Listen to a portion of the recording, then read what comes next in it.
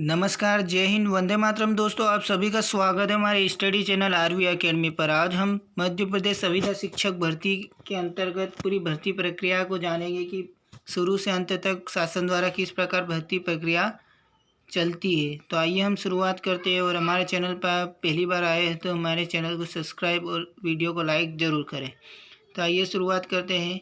First step है, इसमें मुख्य परीक्षा होती है, जो मेन एग्ज़ाम होती है 150 नंबर की, वह मुख्य परीक्षा होती है। इसी के आधार पर मेरिट लिस्ट आती है।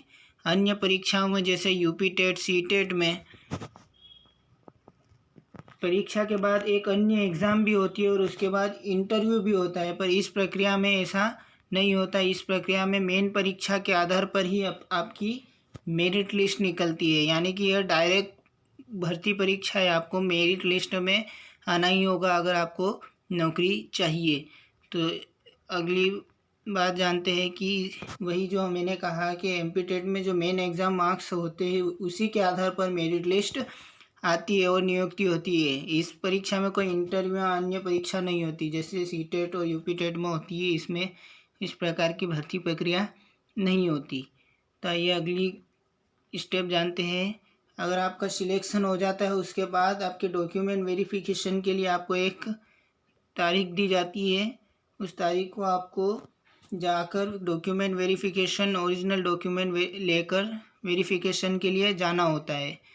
वेरिफिकेशन के बाद आपको एक और अन्य रिवाइज लिस्ट ऑनलाइन पोर्टल पर जारी होती है, जिसके अंतर्गत यह दिखाया जाता है कि कैंडिडेट के जो डॉक्यूमेंट है वो वेरीफाइड है, यानी नाम क्या आके आपके वेरीफाइड लिखा हुआ आ जाता है। और अगर जिस के भी डॉक्यूमेंट वेरीफाइड नहीं होते उसे इस प्रोसेस से, सिलेक्शन प्रोसेस से बाहर कर दिया जाता है।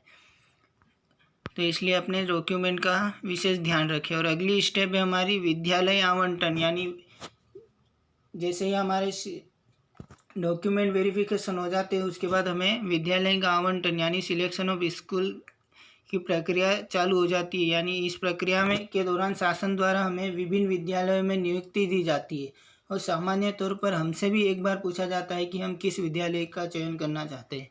तो इस प्रक्रिया में हमें विद्यालय में नियुक्ति दी जाती है और हमारे ऊपर यह निर्भर नहीं होता कि हम कौन से विद्यालय में को चयनित करना चाहेंगे। वह सामान्य तौर पर हमसे सिर्फ एक बार पूछते हैं कि आप कौन से विद्यालय का चयन करना चाहेंगे, और विद्यालय वही हमें चयन कर देते हैं कि हमें किस विद्यालय में नियुक्ति मिलेगी।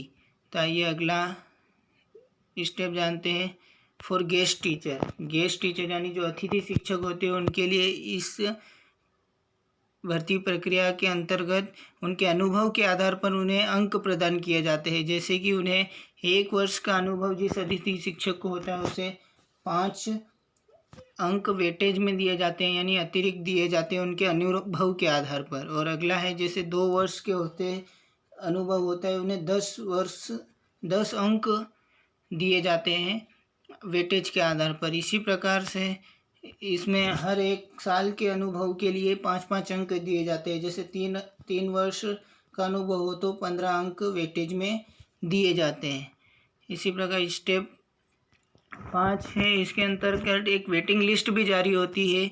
इसके अंतर्गत यह होता है कि अगर कोई कैंडिडेट या कोई विद्यार्थी जो मेरिट लिस्ट में आया है वह नौकरी में आने के लिए तत्पर नहीं है, किसी कारणवश वह नहीं करना चाहता इस नौकरी को, तो जो विद्यार्थी वेटिंग लिस्ट में भी रहते हैं उन्हें उनकी जगह पर नियुक्ति दी जाती है। यानी इसके अंतर्गत वेटिंग लिस्ट में भी कुछ विद्यार्थियों के नाम होते हैं जो अगर किसी विद्यार्थी का मेरिट लिस्ट में नाम आया हुआ है, वह किसी कारणवश इस परीक्षा के अंतर्गत नहीं आना चाहता है, तो यानी भर्ती प्रक्रिया में भर्ती नहीं होना चाहता है, तो वह उसकी जगह पर नियुक्त किया जाता है। और अगला हमारा है नॉर्मलाइजेशन प्रोसेस, यानी कि इसके अंतर्गत विद्यार्थी के मार्क्स जो ऑनलाइन दिखते हैं, सर्टिफिकेट जो में आते हैं उस अंक से भिन्न हो सकते हैं, क्योंकि जो नॉर्मलाइजेशन प्रोसेस होती है वो अतिथि शिक्षक के कारण जो उन्हें वेटेज दिया जाता है उसके कारण हमारे अंक कम हो जाते हैं। यानी कि जो हमें ऑनलाइन पर मार्क्स दिखते हैं वो सर्टिफिकेट में कम कभी कभी कम दिखते हैं, इसलिए हमें ज़्यादा से ज़्यादा मार्क्स लाने की इस परीक्षा में कोशिश की जानी चाहिए, क्योंकि इस परीक्षा में मेन परीक्षा के आधार पर ही मेरिट लिस्ट आती है और मेरिट लगभग 130 प्लस जाती है, यानी कि 130 नंबर लगभग आपको टारगेट फिक्स करके ही चलना है। धन्यवाद दोस्तों। अगर आपको वीडियो अच्छा लगा हो तो हमारे चैनल को सब्सक्राइब और वीडियो को लाइक ज़रूर करें। जय हिंद, वंदे मातरम दोस्तों।